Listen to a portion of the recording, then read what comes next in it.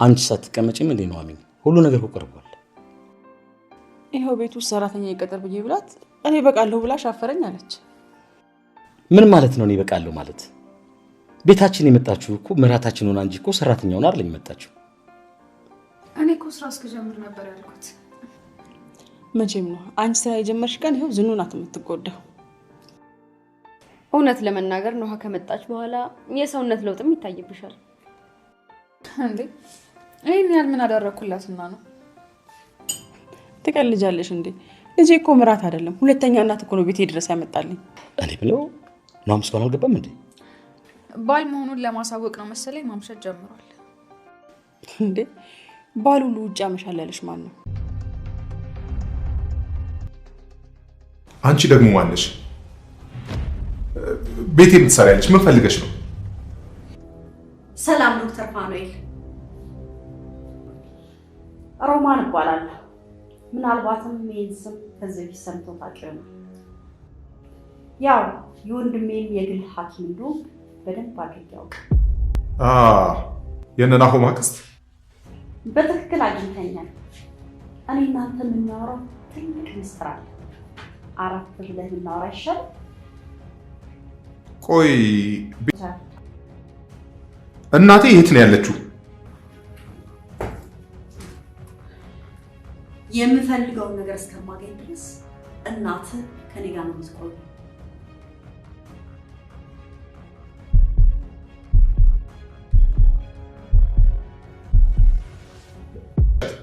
ንገሪ፣ ከኔ ምንድን ነው የምትፈልጊው?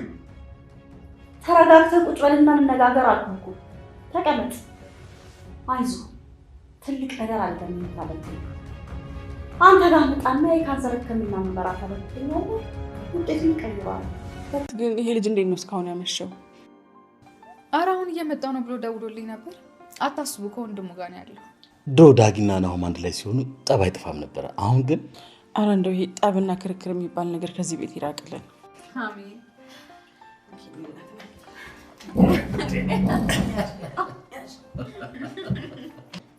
ምራት ስትመጣ ልጅ ተረሳች ማለት ነው እንዴ? አንዱን እንኳን ወደ ላይ አትልኩት። እቺ ዝናሽ ተብዩዋን ብቻ አንታሳምነኝ። እናትን ምንም ጭረት ሳያርፍባት ነው ይልክ የሚመጣ። እያረግሽ ያለሽው እኮ ትልቅ ወንጀል ነው። እና ወንጀል ሆኖ ለፖሊስ ልከሰኝ ነው? ክሰሰኝ ነው። ትሰማኛለህ? እኔ ሮማን ያሰብኩትን ሳላሳካ አርፌ የምቀመጥ ሰው አይደለሁም። እሺ ይልቁንስ ነገ ሆስፒታል እመጣለሁ።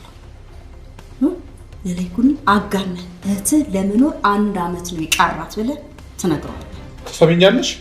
ይሄንን በፍጹም ማድረግ አልችልም። መቼም ሮማን ምን አይነት ሰው እንደሆነች በወሬ ሰማ ይመስለኛል።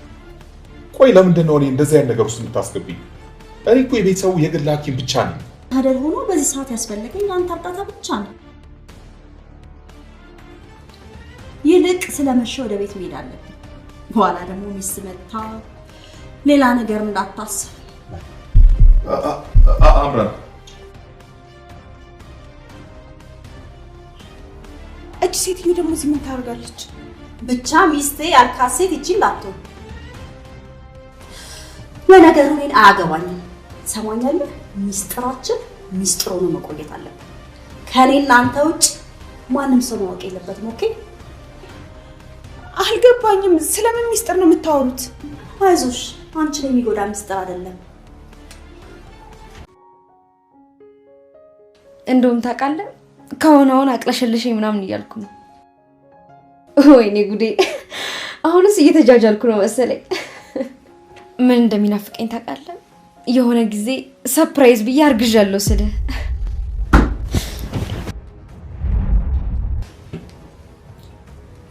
በቃ መልሼ እደውላለሁ ማለቴ ኤርሚያስ። አርግዣለሁ ስትይ ሰማሁት።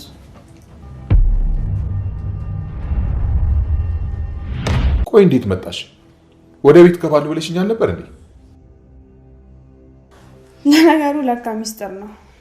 ለማንኛውም እኔ መጣሁት ማዘር ደውለው ስለጠሩኝ ነው። ማለት እማዬ ላንቺ ደውላልሽ ነበር እንዴ?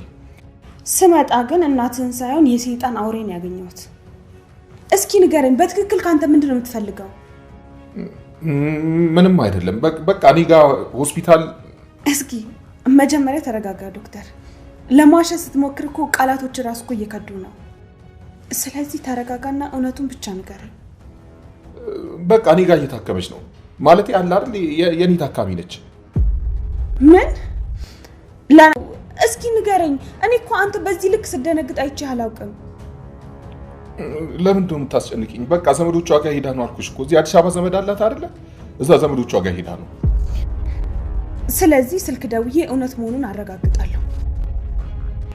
አይ ስልኳ አይሰራም። አሁን ቅርብ ጊዜ ደውዬላት ነበር፣ ስልኳ አይሰራም። ለእኔ እኮ ከደቂቃዎች በፊት እኮ ደውለውልኝ ነበር። እየደበከኝ ነው እንጂማ የሆነ ነገርማ አለ። ቆይ ምንድን ነው የደበከኝ? ኤርሚያስ እኮ ሁሉን ነገር እያዘጋጀ ነው። የናሆም ሰርግ ትንሽ ይዲበል ብለን ነው እንጂ እኔና እሱም እኮ መጋባታችን አይቀርም።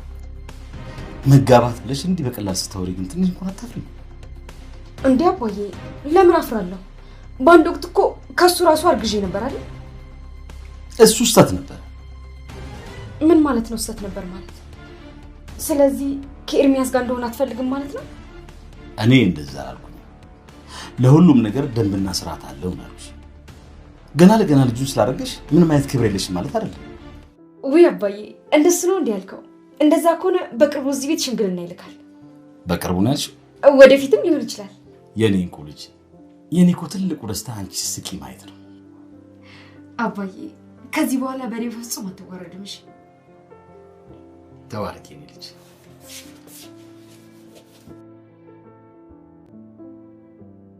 ዝኑ እንዴት ነሽ? ደህና ነኝ። እንዴት ነው ሮማን? የተሻለሽ ነው? እያሾፍብኝ መሆኑ ነው? ዝኑ እባክሽ። ምን ሆናችሁ ነው? ቆይ እኔ እኮ ከልቤ ነው ተሻለሽ ያልኳት።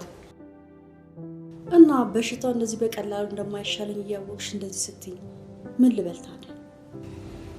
ለሰው ነው እንጂ እኮ ለፈጣሪ የማይቻለው ነገር የለም። ደግሞ የኛን ዶክተር አናግሬው ነበር። ችግር የለውም። የፈለግሽው ዶክተር ጋር ይዘሽኝ እንጂ ከፈለግሽኝ አይ ያው ሌላ ጥሩ እኮ ስፔሻሊስቶች ጋር ብትታይ ይሻላል ብዬ እኮ ነው።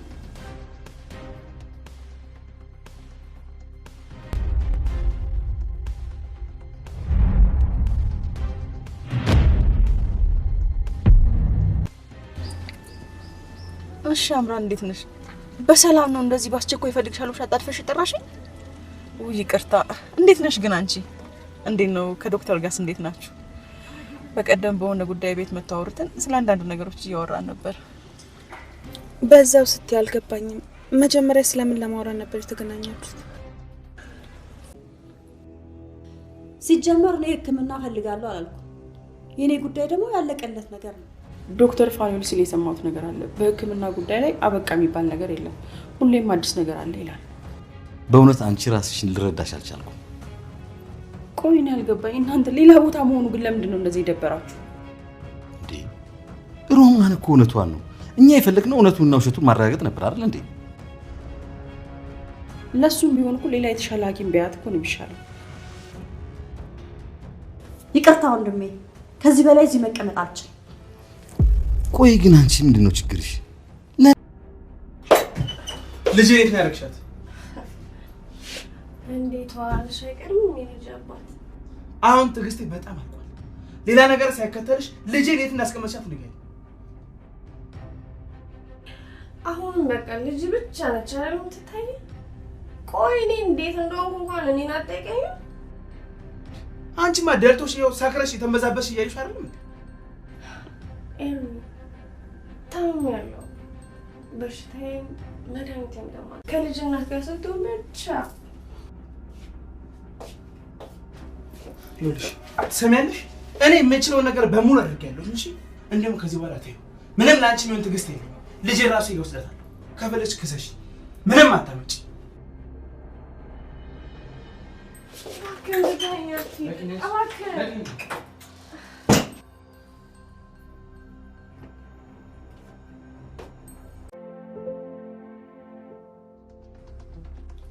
እናቴ የታለች? እባክሽን ሌላው ነገር ቢቀር አንዴ እንኳን ድምጿን አሰማኝ። መቼም ድምጿን አሰማም። እኔ ሮማን ማን እንደሆንኩ የተረዳ አይመስልም። ቆይ ምን እያልሽ ነው? ኧረ እባክህ ምንም ነገር አላውቅም እያልክ ነው? አዎ እኔ ምንም የማውቀው ነገር የለም። ሰማኛለህ? ለማንኛውም እናትን ተሰናበታት። አልገባኝም። ቆይ ምን እያልሽ ነው? ይቺ ዝናሽ ተብዬው አንተ ጋር እንድመረመር አትፈልግም? ምን? ያ ማለት ደግሞ አንተ የሆነ ነገር ነግረሃታል ማለት ነው? በፍጹም እቅዴን በሙሉ ነው ያከሸፍክብኝ። እኔ ምንም ነገር አልፈልግም። ልጄን በሰላም ስጡኝና ከዚህ ነገር ልውጣላችሁ። እንዴ ኤርሚያስ ተረጋጋ። ቆይ እስቲ የኔ ጥፋት ምንድን ነው? ህይወቷን እንዲስተካከል እኮ የምችለው ነገር በሙሉ አድርጌያለሁ አይደል? እሪቾ አንተ መርሳት አትችልም። ወደ ሱሷም የተመለሰችው ለዛ ነው። እና ታዲያ እኔ ምን ላድርግ? የራሴን ህይወት ጀምሬያለሁ እኮ።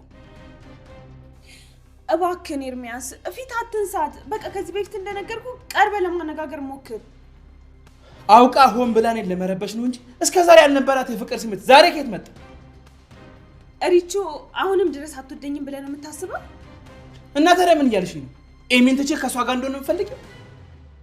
እኔ እንደዛ አላልኩም። በቃ እንደ በፊቱ ቀርበህ ስሜቷን ተረዳት ነው ያልኩት። ስሜቷን ተረዳት?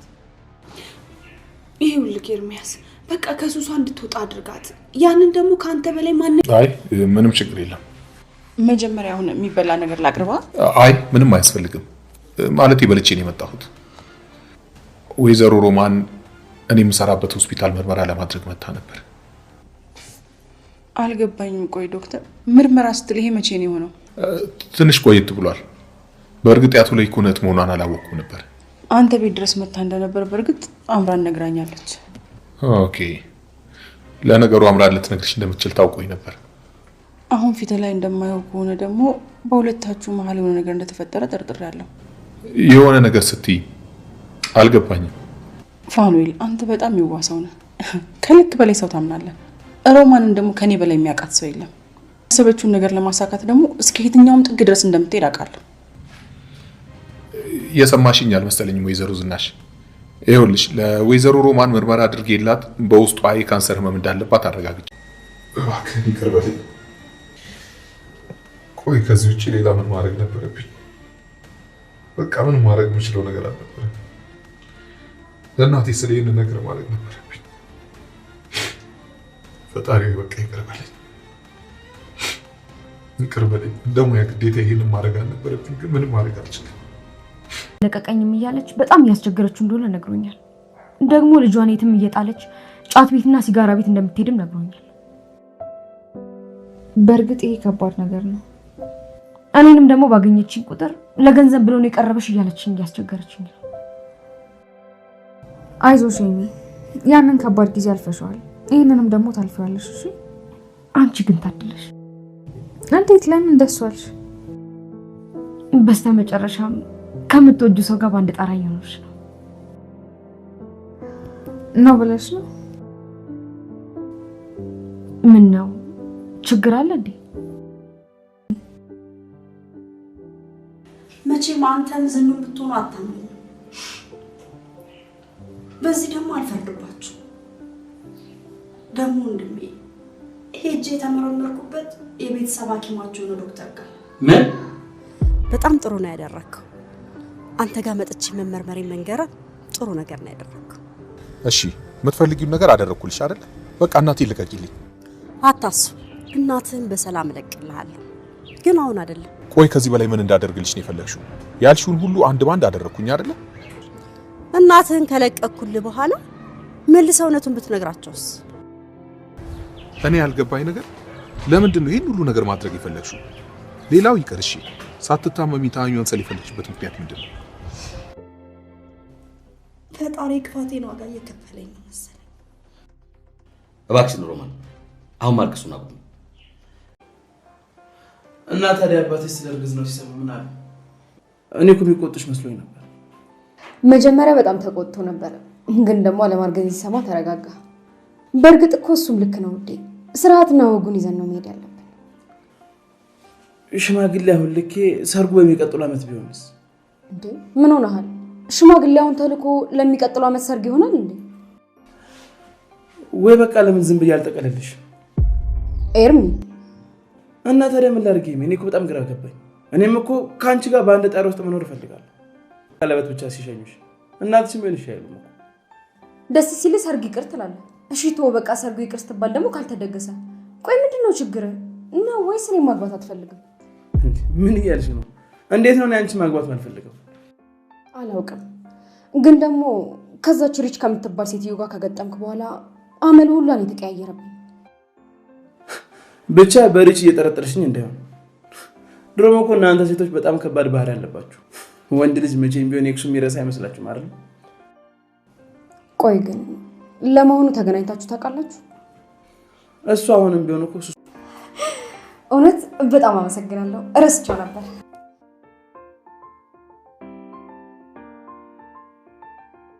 የመጀመሪያ ጉርሻ ለባለ ልደት።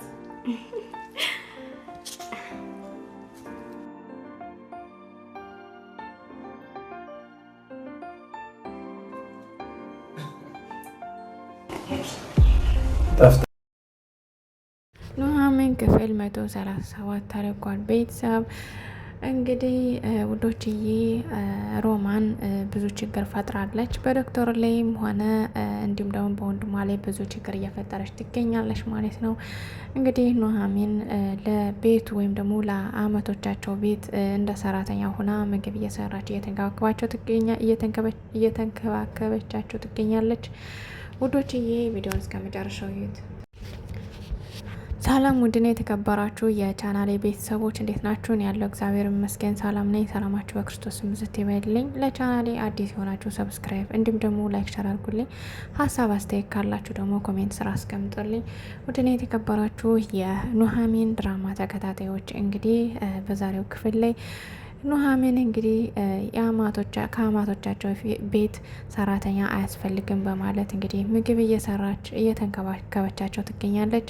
እንግዲህ የኑሃሚን አማት አቶ ላይኩን እንግዲህ ኑሃሚን አንቺ እኮ መብላት አለብሽ ነይ ቁጭ በይ እያለ እንግዲህ ሲላት ነበረ። እሷ ደግሞ ችግር የለም እበላለሁ እኔ እያለች ትላለች ማለት ነው። ወይዘሮ ዝናሽ እንግዲህ እኔንም እኮ አሳረፈችኝ ሰራተኛ አያስፈልግም ብላ እየሰራችው ትገኛለች ማለት እንግዲህ ለአቶ ላይኩን ስትለው ነበር። አቶ ላይኩን እንግዲህ አይ እንደዚህ መሆን የለበትም እሷ ምራታችን እንጂ ሰራተኛ አይደለችም፣ ስለዚህ ማረፍ አለባት ማለት እንግዲህ ሲሏት ነበር። እንግዲህ ተሽቀዳድሞ ወይዘሮ ዝናሽም አቶ ላይኩንም እንግዲህ ሲያጎርሷት ነበረ። ከዛም እንግዲህ ኤሚ እንዴ ምራ ስትመጣ ልጃችሁን ረሳችሁ እንዴ እያለችም እንግዲህ ሲስቁባት እና ሲሳለቁባት ነበር ማለት ነው።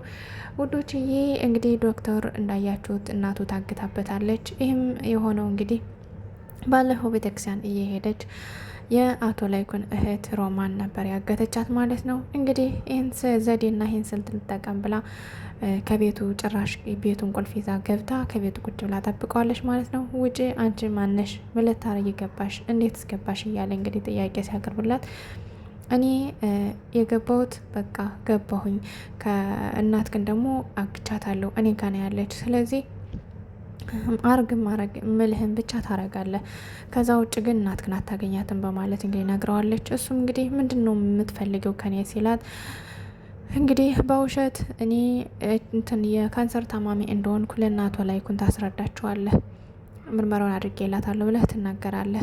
ይህን የምታደርገው ደግሞ ለእናት ስትል ነው፣ ከዛ ውጭ ግን እናትህን አታገኛትም ስትለው ይሄ ዶክተር እንግዲህ በጭንቀት ታውጦ በራድ እየተንቀጠቀጠ ልክ ራድ እንደሚያንቀጠቅጠው ሰው እየተንቀጠቀጠ እንግዲህ ከሷ ጋር ይሄ ሚስጥር ግን ለማንም እንዳታወራ፣ ይሄ ሚስጥር ቢወጣ እናት ግን በህይወት አታገኛትም በማለት እንግዲህ በዚህ እያስፈራራች እየተነጋገሩ እንዳለ አምራን ደርሳ ነበር። አምራን ደርሳ እንግዲህ ምን ልታረግ መጣች ሴትዮ? ምን ልታረግ ስገባች? ምንድን ነው የደበቃችሁት ሚስጥር? ምንድን ነው የሆንክ ዶክተር? በማለት እንግዲህ ስትጠይቀውም እሱም ለአምራንም ሊነግራት አልቻለም። አምራንም እንግዲህ ይሄ ሰውዬ ምን ሆኖት ነው በማለት ጥያቄ ውስጥ ገብታ ቁጭ ብላ እስኪ ተረጋግተ ቁጭ በል በማለት ቁጭ አስብላ ብትጠይቀውም ሊነግራት ፈቃደኛ አይደለም።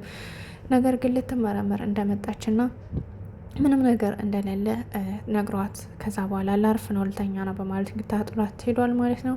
እንግዲህ አምራንም ወይዘሮ ዝናሽ ጋር ደውላ ሮማን ከሱ ጋር እንደሄደች እና ሁሉን ነገር የሆነ ነገር እንዳላቸውና እንደደበቃት ነግራታለች ማለት ነው። እንግዲህ ወይዘሮ ሮማን እንግዲህ ወደ ወንድሟ ቤት በመሄድ እንግዲህ ከዶክተሩ እንዲያስመረምሯት ጠይቃቸዋለች ማለት ነው። ከዛም ወይዘሮ ዝናሽ አምራን ያለቻትን ነገር በማስታወስ ስለጠረጠረቻት ብቻ ሌላ ዶክተር ቢሆን ችግር አለው ስትላት፣ በፍጹም ሌላ ዶክተር ጋር አይሆንም በማለት እንግዲህ ወይዘሮ ሮማንም ፊቷን አጥቁራለች ማለት ነው። ከዛ ፊቷን ስታጠቁር ወይዘሮ ዝናሽም ጥርጣሬዋን ጥላለች ማለት ነው። ውዶችዬ እንግዲህ አቶ ላይኩን ሚስቱን በመቆጣት ለምንድን ነው ዶክተሩ ጋር እንድትመረምር ያልፈለግሽው ማለት እንግዲህ አጣርቶ ሲጠይቃት ነበር። ነገር ግን ሮማንም ሌላ ዶክተርማ አይሆንም በማለት እንግዲህ ወታ ሄዳለች። ካመናችሁ ምንን ካላመናችሁ የራሳችሁ ጉዳይ በማለት አጥላቸው ሄዳለች ማለት ነው። ውዶችዬ እንግዲህ እንደዛ አብረታ ጥላቸው ከሄደች በኋላ እንግዲህ ወይዘሮ ዝናሽ አምራን ሮማን ከዶክተሩ ጋር የሆነ ነገር እንዳላትና እንዳሳመነችው እንደየው በሆነ ነገር እያስፈራራችም እንዳሳመነችው እንግዲህ ነግረዋለች ማለት ነው። እንግዲህ አቶ ላይኩንም ከባድ ውሳኔ ነው። ምክንያቱም እህቱ በዚህ ሌላ ነገር ትላለች፣ ወንድ ሚስቱ ደግሞ በዚያ ሌላ ነገር ትላለች። ከባድ ውሳኔ ስለገጠመው እንግዲህ ተጨናንቆ ይገኛል ማለት ነው። ሁሎችዬ እንግዲህ በድጋሚ ዶክተሩን አግኝተዋለች። ሮማን እንግዲህ ዶክተሩን በድጋሚ አግኝተዋለች። ምክንያቱም ያን ሚስጥር ስለታወቀባት ይህን ነገር ደግሞ አምራን ነግራት ይሆናል ብላ ስላሰበች እንግዲህ ሂዳ አንተ ተናግረህ ነው ወይ? ስለዚህ እናት ግን በህይወት አታገኛትም በማለት አስረግጣ ለዶክተሩ ነግረዋለች። ዶክተሩም እንግዲህ እየተዘገዘገ መጥቶ ለወይዘሮ ዝናሽ እንግዲህ ዶክተር ምርመራ እንዳደረገላት እና ካንሰር በውስጧ እንደተገኘባት እንግዲህ ነግሯታል ማለት ነው። በውሸት ይህን ከተናገረ በኋላ እንግዲህ አምላኬ ሆይ እባክህን አንተ ይቅር በለኝ፣ እግዚአብሔር የማይወደውን ስራ እየሰራውን ነገር ግን ለእናቴ ስል ምንም አማራጭ የለኝም በማለት እንግዲህ ፈጣሪውን ይቅርታ ሲጠይቅ ነበረ። እንግዲህ ወይዘሮ ዝናሽም ይህ ነገር ስላልተዋጠላት ዝም ብላ ተኩራ አይተው ይህ ነገር እንዴት ሊሆን ቻለ? ምክንያቱም በሆነ ነገር እያስፈራራች መሆን አለበት በማለት ጠርጥራ ዝም ብላ እያሰበች ነበር ማለት ነው። ውዶችዬ እንግዲህ ኤርሚያስ ልጁን ፍለጋ ሂዷል። ልጁን ፍለጋ ከሄደበት እንግዲህ ቤቱን ከፍቶ ሲገባ ከውስጥ የለችም፣ ልጁም የለችም፣ የልጅ እናቱም የለችም። የልጅ እናቱም እንግዲህ ቁጭ ብሎ እየጠበቀ ሲቆይ ከዛ እየተምዘገዘገች ሰክራ መታለች ማለት ነው። እንግዲህ ርች የልጅ እናቱ ሰክራ ስትመጣ ምን ሆነሽ ነው እንደዚህ ሆነሽ? ልጅን የት አርገሻት ነው? የት ጥለሻት ነው? ልጅን ጥለሽ አንቺ የት ነው የምታድሪው የምታመሹ? በማለት እንግዲህ ሲጣላት ነበረ። እሷም እንግዲህ ልጅን ሰነው ብቻ ነው የምታነሳ የልጅን እናትስ እያለች እንግዲህ በስካር ቃሏ ስትናገረው ነበረ። እሱ ደግሞ እኔ ልጅን ብቻ ነው የምፈልግ እያለ ሲላት ከቆየ በኋላ እንግዲህ የራስሽ ጉዳይ በማለት ጣጥሏት ወጥቷል ማለት ነው። እሷም እንግዲህ የባሰ ችግር ውስጥ እየገባች ትገኛለች። ምክንያቱም እሱ ከጎኗ ሊሆን ይገባል ማለት ነው። ውዶችዬ እንግዲህ ኤርሚያስ በድጋሚ አምራን አግኝቷት ነበረ። ስለዚህ ልጅን አምጧት፣ ልጅን እፈልጋታለሁ ማለት እንግዲህ አምራንም በተቆጣ ድምጽ ሲቆጣት ነበረ። እንግዲህ አምራንም እባክህን ኤርሚያስ ልጅክን ሳይሆን እሷን ከጎኗ ልትሆን ይገባል። ምክንያቱም አሁን ያልሆነ ሱስ ገብታ ነው ያለችው። ስለዚህ ከጎኗ ልትሆን ይገባል፣ አንተ ታስፈልጋታለህ፣ ከዚህ ውስጥ ማውጣት አለብህ በማለት እንግዲህ ስትለው ነበረ። እንዴት አድርጌ ነው ማውጣት? እኔ እኮ የራሴ ህይወት ያለኝ ሰው ነኝ እና ወደ እሷ ተመለስ እያልሽኝ ነው ምንድን ነው በማለት እንግዲህ ሲጠይቃት ነበረ። እሷም እንግዲህ ወደ እሷ ተመለስ እያልኩ አይደለም፣ ነገር ግን ከጎኗ ልትሆን ይገባል በማለት እንግዲህ አምራ ስትናገረው ነበር። እንግዲህ ኤርሚያስም ለመወሰን በጣም ተቸግሯል። ምክንያቱም ኤሚ በዚህ እንዲያገባትና ሽምግልና እንዲልክ ትፈልጋለች። እሷ ደግሞ ታለቃቅስበታለች። በጣም ግራ የሚያጋባ ውስጥ ስሜት ነው ማለት ነው ውዶችዬ። እንግዲህ ኤሚ ከኤርሚያስ ጋር ስታወራ አርግዣለሁ የምልበት ቀን ናፈቀኝ እያለች ስታወራ እንግዲህ አባቷ ሰምቷት አርግዣለሁ ነው ያልሽው በማለት እንግዲህ ሄዶ ሲቆጣት ነበረ። እሷም እንግዲህ አይ እኔ እኮ አርግዣለሁ የምልበት ቀን ናፈቀኝ ነው ያልኩኝ እንጂ እንደ አርግዣለሁ አላልኩም። አባቴ ምን ነው እንደ ባረ ጊዜ ደብር ይከፋል እንዴ በማለት እንግዲህ ስትለው ነበረ። አይ ቢሆንም በወጉና በስርዓቱ ነው መሆን ያለበት ልጅ እያለ እንግዲህ ያው ሕግና ስራ ሲያስተምራት ነበረ። ውዶችዬ እንግዲህ ዶክተር ችግር ውስጥ ነው አሁንም። ምክንያቱም እናቱን ሊያገኛት የሚችል አይመስለኝም። ይቺ ሮማን የምትባል ሴትዮ እናት ግን በህይወት በፍጹም አታገኛትም እያለች እንግዲህ አስረግጣ ነግረዋለች ማለት ነው።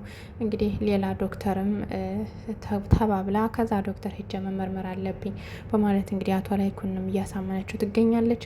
ውዶችዬ እንግዲህ ቀጣይ ክፍል ምን ይፈጠራል የሚለውን አብረን እናያለን። የዛሬው ክፍል እንግዲህ ከብዙ ትንሽ ይመስል ነበር። ቀጣይ ክፍል እስከምንገናኝ ደህና ሰንብቱ። ወደና የተከበራችሁ የቻናሌ ቤተሰቦች ላይክ፣ ሰብስክራይብ እንዲሁም ሼር አድርጉልኝ።